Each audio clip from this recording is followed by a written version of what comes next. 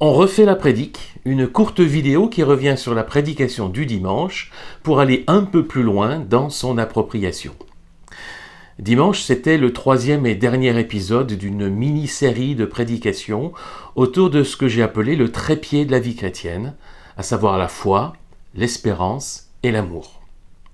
Ce sont 3 valeurs chrétiennes fondamentales qui s'adaptent à tous les terrains, à tous les environnements, pour assurer une stabilité et nous permettre d'avoir une vision nette et claire dans notre vie chrétienne. Après la foi et l'espérance, c'était au tour de l'amour que l'apôtre Paul désigne comme la plus grande des 3 choses qu'il demeure lorsqu'il les cite dans sa première épître aux Corinthiens au chapitre 13. Elle l'est parce que sans l'amour, tout le reste est disqualifié, y compris la foi et l'espérance.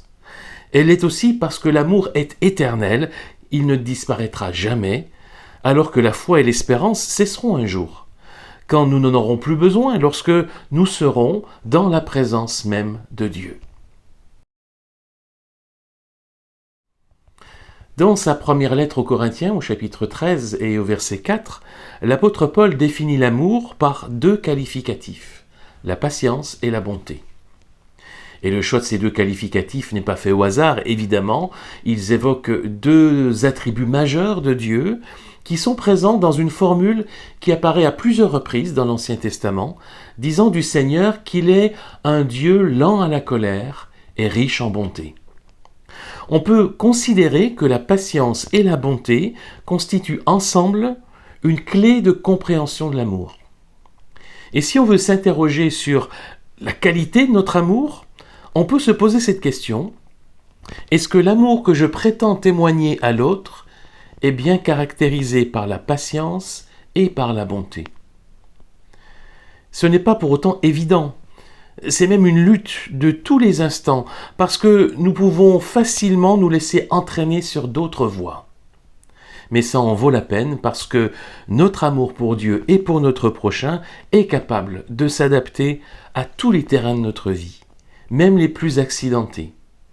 Et l'amour pourra ainsi être un véritable témoignage concret de l'amour de Dieu, c'est-à-dire de sa patience et de sa bonté à notre égard et envers toutes et tous.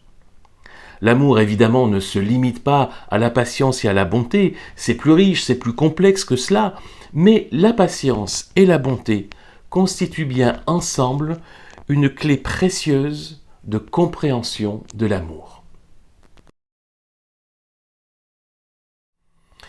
L'amour, évidemment, c'est un incontournable, un absolu pour le chrétien. C'est ce qui définit le mieux Dieu lui-même. Comme l'apôtre Jean le dit dans son épître, Dieu est amour. Et c'est aussi au cœur de la vie chrétienne que nous retrouvons ces 2 commandements que Jésus décrit comme étant les plus grands, les plus importants: aimer Dieu de tout son cœur et aimer son prochain comme soi-même. Mais comment savoir si j'aime Dieu et si j'aime mon prochain comme je dois l'aimer? Et c'est pas toujours facile de répondre à cette question. Notre amour, qu'il soit pour Dieu ou pour notre prochain, est forcément toujours imparfait. Il peut toujours être amélioré. Et un des intérêts de l'hymne à l'amour de 1 Corinthiens 13 est de proposer cette clé de compréhension de l'amour par la patience et la bonté, et là ça devient plus concret. Alors je vous propose, en prolongement de cette prédication, de réfléchir à une situation qui vous est propre, une situation dans laquelle vous vous efforcez d'aimer quelqu'un, que ce soit dans votre couple, dans votre famille, parmi vos amis, dans l'église, dans le cadre d'une association par exemple. Et posez-vous la question: comment est-ce que je me suis montré patient envers lui ou envers elle récemment?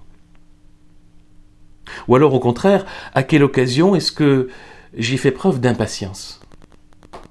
Est-ce que je respecte suffisamment son espace et son temps à lui? Comment est-ce que j'ai fait preuve de bonté à son égard? Quand est-ce que j'ai fait quelque chose pour lui ou pour elle parce que je cherchais son bien, son bonheur, pour lui faire plaisir? Et si je ne l'ai pas fait depuis longtemps, qu'est-ce que je pourrais faire aujourd'hui comme preuve de bonté envers lui ou envers elle. Et si vous voulez un défi un peu plus difficile encore, réfléchissez à quelqu'un que vous avez du mal à aimer pour une raison ou pour une autre, et demandez-vous simplement comment, concrètement, est-ce que je pourrais faire preuve de patience ou de bonté envers lui aujourd'hui ?